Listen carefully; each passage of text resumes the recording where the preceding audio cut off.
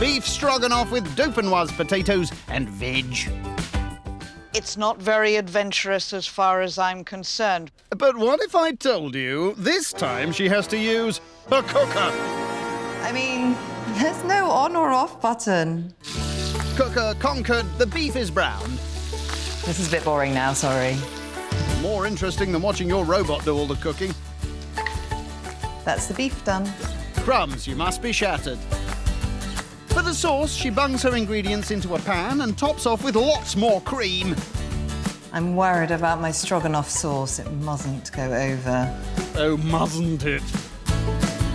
Cherie's getting a mushroom version. If she has a ride and does it all from scratch, it can be quite flavourful. Robo Chef gets to work on the veggie main with some instruction from Holly. Cook. Yes, master. For me, a classic dauphinoise potatoes is a nice semi-firm sort of potato in there. You can distinguish it. The spuds are peeled, chopped and go into a pot. You're never using the hob again. OK. Thought not.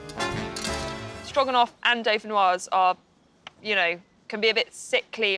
Wait till you see the cream. So the cream has solidified on the top, so I just want to make sure it's OK to eat. So if I die, it was nice knowing you.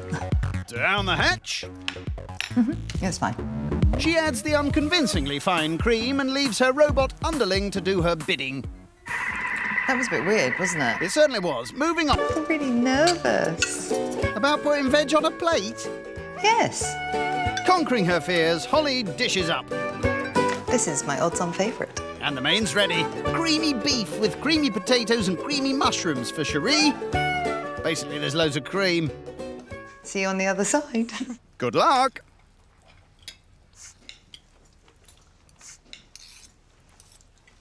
I'm astonished that you could make it this flavoursome in one day. Because normally something like this I would insist on making 1, maybe 2 days in advance. Cracking midweek meal to have with your family, but not necessarily something that would be a showstopper at a dinner party. Dauphinoise, perfect. The mushroom stroganoff, perfect. I can't complain about them as separate bits and pieces. But together, too much. Potentially too much of the creamy texture. I would like to ask on Sherry's behalf, did you grow the carrots yourself and the beans? I feel that someone is very bitter about their own evening and perhaps should focus on the fact that this is Holly's night. I'm loving the banter. But it's a little bit now one-sided. Yeah, thank you. I think Dan took more an opportunity tonight to get his own back on last night's criticism rather than actually give any fair criticism himself to tonight's food. This is not his night. This is not his time to try and ruin an evening. You know, he did that last night on his own night. There's something with the potato that tastes a little bit more potatoey. I don't know if you know what I mean. Yeah, I think the sauce is bang on, I think, to be honest with you. Sorry, the potato tastes potatoey. That's your comment. What was going on in Dan's head when he was talking about the potatoes being too potatoey? I thought actually he said the potatoes... Go on. He was... Yes? It was really confusing. Have you finished yours, Dan? Yeah. Do you think it might be a good idea if you put your knife and fork together? Do you think that's relevant? Absolutely. Oh, lordy. I actually felt at one point like Mike stood up for me quite well tonight against Dan, and that felt great. From what I can work out, people think I'm a little bit brash and rude. Do you know what they're on about, do you? Don't bring me into it. Let's change the subject. So I was catfished. I didn't even know what that was until it happened to me. I went on dates and I arrived and there was someone definitely 30 to 40 years older than their picture. Were they 80-odd? No, not quite, but close.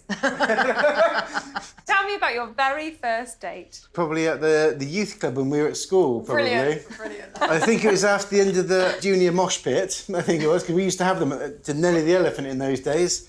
Couldn't stand the thought of Dan in a mosh pit. Imagine coming across him late at night, sweating all over you. No thanks. Get some Nelly on and we might do it. Great! Cue the music. No, you're not having a mosh. You are not having a mosh. Boo! How about you, Cherie? Be a lot of like fake hair sloshing and a lot of like this sort of stuff. All right, that's quite enough horsing around. Oh no, I take it back. It's race day. Right then, you lot. First past the post wins. Riders ready? Ready! Go! Surely they need some sort of handicapping system here. You missed the jump! This is an absolute farce. Careful, it'll refuse. So the winner was Mike. Nay! Nay! I'm sorry, but I won that race. We all know it.